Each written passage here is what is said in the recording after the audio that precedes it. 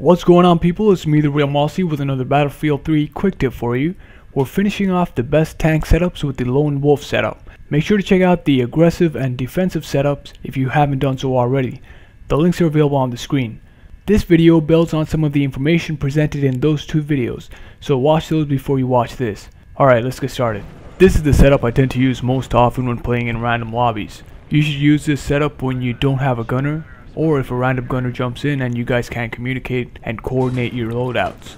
It's also a good all-around or general setup to use at the start of a match when you don't know what kind of enemy team you're going up against and you don't know whether to be aggressive or defensive. Since you don't have a gunner here, this setup has to be equipped to take out both enemy vehicles and enemy infantry. So here's the setup. For the upgrade slot, go with the proximity scan. Without a gunner to spot enemy infantry, you'll have too many things to focus on. The proximity scan will do the spotting for you so you can stay focused on taking out the enemy. It'll reveal enemy infantry, vehicles, and gadgets that are within close proximity to your vehicle. For the vehicle gadgets, use the thermal optics. Again, it'll help alleviate the absence of a gunner. Thermal optics makes it easier to spot enemy infantry, vehicles, and gadgets, especially mines. So when entering high traffic areas without a gunner to spot enemy mines for you, just switch to thermal optics and scan the ground in front of you for glowing white circles. Those are the mines. Alright, let's move on to the vehicle weapons. Since you don't have a gunner to take out infantry, the driver's secondary weapon must be effective against infantry. So that rules out the guided missile, which is excellent against enemy vehicles, but useless against enemy infantry. So we have to choose between the remaining three vehicle weapons: the Coaxial LMG, the Coaxial HMG, and the Canister shell. There's a bit of a debate here as to which of these three is the best option. Well, I'm going to be diplomatic here and say that they each excel in different situations and when used by different people of different skills and playstyles. But I'm not going to leave it at that though, because that really doesn't help anyone. I'm going to give you some information that'll help you get a better idea of what each of these weapons can do.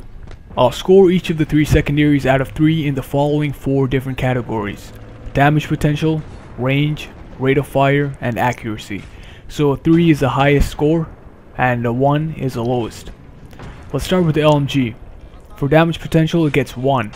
It's the lowest damage potential of all 3. For range, also 1. For rate of fire, it gets a 3. It has the highest rate of fire out of the 3. And for accuracy, it gets about a 2. So the LMG's strength is its high rate of fire. It's great for spraying down multiple enemy soldiers at close range, and it's great for small maps with tight corners. It can fire continuously for about 4 seconds until it overheats, at which point it'll need about 2 seconds to cool down before you can use it again. Overheating won't be a huge problem if you switch back and forth between the LMG and the tank's main cannon.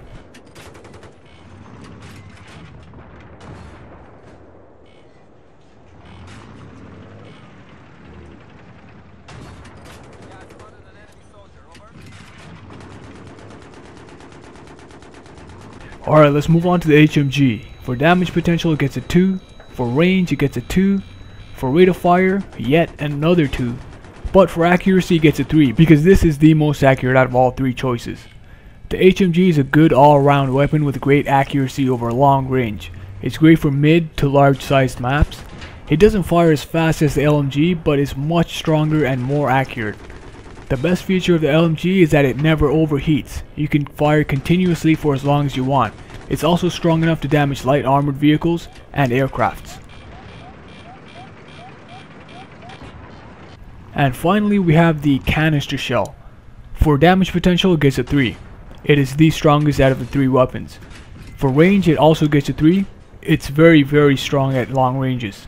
For rate of fire, it gets a 1. It fires the slowest out of the 3, and for accuracy, it's about middle of the road at 2. It's basically a giant shotgun attached to a tank. But unlike shotguns, the Canister shell is not the most effective at close range. This is a high powered weapon and it's effective at medium to long ranges. It's great for mid to large sized maps with wide open areas. It has about the same reload time as the tank's main cannon, so you can alternate between the Canister shell and the tank's main cannon and use one while the other is reloading. It can also damage light armored vehicles and aircrafts, and because of its effectiveness at long range, this is probably the best out of the 3 against aircrafts. So after considering all that information about the 3 options, I'll tell you which ones I use the most often. I switch back and forth between the LMG and the HMG. I use the HMG on larger, more open maps just because of the accuracy, but the slow rate of fire of the HMG makes it a little awkward, especially when tracking a fast moving target at close range. If you're a sprayer and aiming isn't your forte, go with the LMG. The LMG is the easiest to use out of all three. The canister shell, on the other hand, requires some getting used to. Beginners might have some trouble getting consistent results with it, especially at close ranges when the enemy is using cover. But once you get the hang of it, it becomes very useful, especially at medium to long ranges. At the end of the day, it's a matter of preference. Try each of them out for yourselves, use the information in this video as a guide, and find the one that best fits your playstyle. The best thing to do would be to switch back and forth between the three based on the map and the enemy team's playstyle.